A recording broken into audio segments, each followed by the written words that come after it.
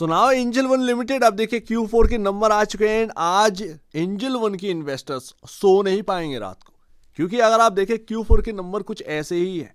लेकिन मैं अगर आपसे कहूं कि सो जाओ आराम से, कल शायद इसके अंदर आपको गिरावट देखने को नहीं मिलेगी। तो आप मुझसे रीजन पूछेंगे, मैं आपको रीजन बताऊंगा। Hi, this is Dev and watching traders diary. और आज हम बात करने वाले एंजल वन के क्राइसिस के ऊपर, क्योंकि लगातार परफॉर्मेंस बिगड़ रही है। 2352 का प्राइसिंग हमें देखने को मिल रही है। कल क्या होगा भगवान जाने। अब देखिए, सबसे पहले मैं आपको बता दूं, क्वार्टर दर क्वार्टर बेसिस ये नंबर देखेगा, ईयर ऑन ईयर बेसिस पर नंबर नहीं देखेगा। बिकॉज ऑफ सेबी के जो गाइडलाइंस आए थे, जो एक्शन लिए गए थे एफ&ओ के ऊपर, भाई उसका इंपैक्ट आपको जो है क्वार्टरली 3 से दिखना स्टार्ट हुआ था। आप वहां से क्वार्टर दर क्वार्टर बेसिस पर देखेंगे कि कितनी दिक्कतें बढ़ रही हैं या कितनी दिक्कतें कम हो रही हैं। क्वार्टर दर क्वार्टर बेसिस पर ये नंबर देखिएगा, ईयर ऑन ईयर बेसिस पर देखेंगे तो आपको हर नंबर खराब लगेगा ब्रोकरेज कंपनी का। ध्यान रखिएगा, क्योंकि अब दिक्कत आई है। जैसे कि आईटी में दिक्कत आती है तो क्वार्टर दर क्वार्टर बेसिस पर हम उसको ट्रैक करते हैं, वैसे ही यहां पर ट्रैक करिएगा। यहां पर जो रेवेन्यू पोस्ट किया गया है 1056 करोड़ रुपए का एंड 174.50 करोड़ रुपए का प्रॉफिटेबिलिटी यहां पर आई है। बता दो रहा हूं कि ईयर ऑन ईयर बेसिस देखेंगे तो आपको बहुत खराब नंबर नजर आएंगे। क्वार्टर दर क्वार्टर बेसिस पर देखिएगा, ज्यादा समझ में आएगा। अब देखो भाई, पूरा मार्केट जानता है कि नंबर्स जो है वो काफी वीकेंड आने वाले हैं, क्योंकि वॉल्यूम्स जो है उसका यहां पर जो आकलन है वो लगातार नेगेटिव में जा रहा है। वॉल्यूम्स लगातार घट रहे हैं, एफ&ओ के हो, कैश मार्केट के हो, सभी के सभी वॉल्यूम घट रहे हैं। ब्लूमबर्ग का यहां पर एक्सपेक्टेशन आया था कि रेवेन्यू 1056 करोड़ रुपए का पोस्ट करेंगे, वही यहां पर होता हुआ नजर आया। डिट्टो 1056 करोड़ रुपए का रेवेन्यू यहां पर पोस्ट किया गया है। लेकिन नेट प्रॉफिट यहां पर एक अनुमान लगा रहा था ब्लूमबर्ग की 188 करोड़ रुपए, 188 करोड़ का आएगा, जो कि थोड़ा सा मिस एस्टिमेट है। 174.80 करोड़ रुपए का यहां पर रेवेन्यू प्रॉफिटेबिलिटी निकल कर आई। बहुत बड़ी दिक्कत की बात अगर सही में देखी जाए तो नहीं है, बिकॉज ऑफ ऑलरेडी स्टॉक काफी ज्यादा डिस्काउंट कर चुका है। पहली बात, ये कहने के लिए कोई पैसे वैसे नहीं दिए गए, मैं आपको सिर्फ बता रहा हूं कि हुआ क्या है। 174.80 करोड़ रुपए का यहां पर जो है आपका नेट प्रॉफिटेबिलिटी निकल गया। दिक्कत आपको पता ही है एफ&ओ में कितना यहां पर प्रॉब्लम हो रही है। चाहे कोई पर्सन हो, हर एक एफ&ओ से एग्जिट ही मार रहा है।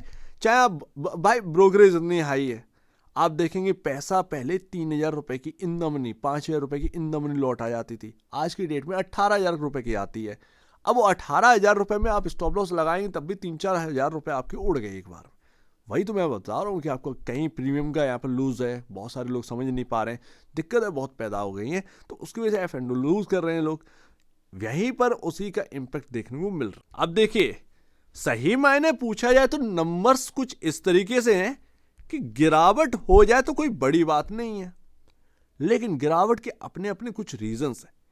अच्छा, मैं फंडामेंटली अगर आपको बताऊं तो नंबर्स के हिसाब से जो आपका अर्निंग पर शेयर आया है बॉस, आप 4 क्वार्टर का अर्निंग पर शेयर अलग रखिएगा एंड इसमें यहां पर 3 क्वार्टर का अलग लीजिएगा एंड इसमें प्लस Q4 का जो ईपीएस है उसको लेंगे, तो आपको जो करंट ईपीएस बन रहा है वो 129.90 का बन रहा है।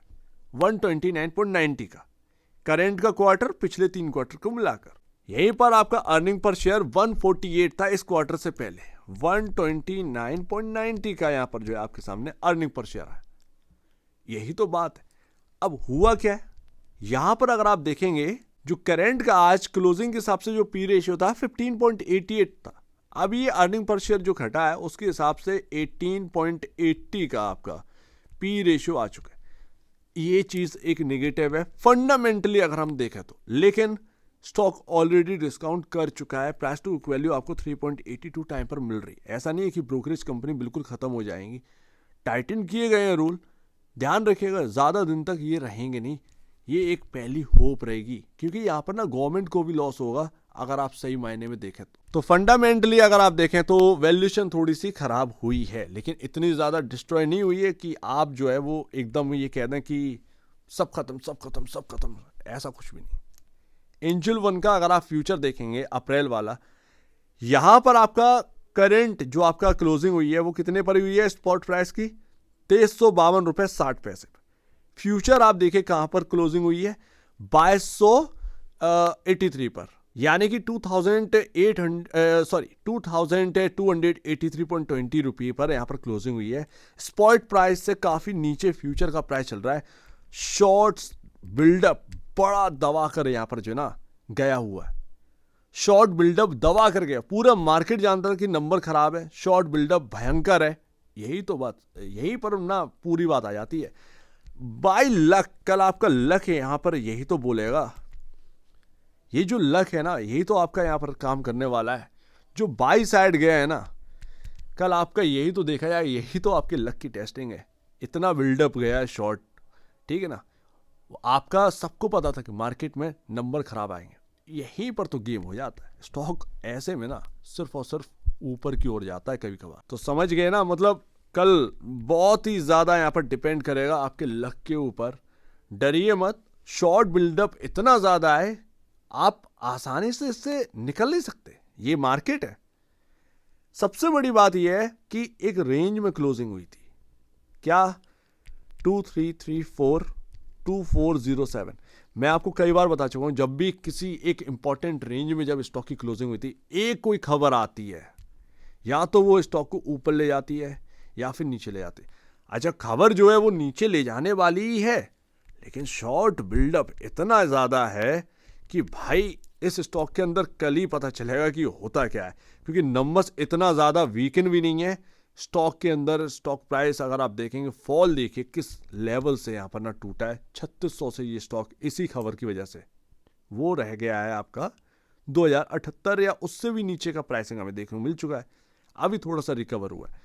तो वही तो मैं आपको बता रहा हूँ, शॉर्ट बिल्डअप जो हुआ है कल, अगर ये शॉर्ट कवरिंग आना स्टार्ट हो गई ना गलती से, क्योंकि नंबर्स इतने ज्यादा वीकन नहीं है, मार्केट के ऑलमोस्ट एक्सपेक्टेशन के हिसाब से आए, तो अगर ये स्टॉक की गिरावट हो चुकी है एंड ये जो शॉर्ट बिल्डअप है कल अगर यहाँ पर ना थोड़ा सा मार्केट सपोर्ट कर दे, ये कब तेजी में चेंज हो जाएगा कुछ पता नहीं चलता। कल बहुत बड़ा गेम होना है।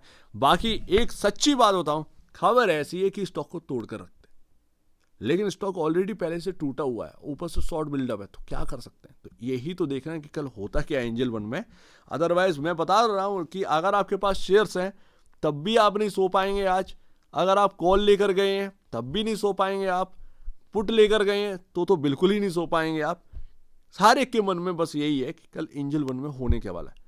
चुपचाप से रहिए, आराम से सोइए, ठीक है ना। ये कहना आसान है, लेकिन बस यही है। कल अगर आपका लक्ष्य सही रहा, बायर साइड वाला का कॉल लेकर गए हैं आप, शेयर बाई कर चुके हैं, शेयर रखे हैं, होल्ड कर रखे हैं, कल अगर ये शॉर्ट ना, ये अगर शॉर्ट कवरिंग में चेंज हो गया ना, वो किस तरीके से चेंज करे इस चीज को पता नहीं चलेगा। तो देखते हैं कल क्या रहता है। कल सवेरे की कमेंट्री देखते हैं कि टीवी वाले क्या कह रहे हैं। जो टीवी वाले कहेंगे ना वही सारी चीजें होनी है।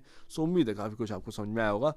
एक बार निवेश से पहले या बेचने से पहले अपने ब्रोकर एडवाइस से जरूर सलाह लीजिए। खुद की स्टडी करेगा उससे बेहतर कुछ भी नहीं है। खुद की स्टडी ही मस्ट है। तो आप दीजिए मुझे वीडियो देखिए, वो तो धन्यवाद दोस्तों।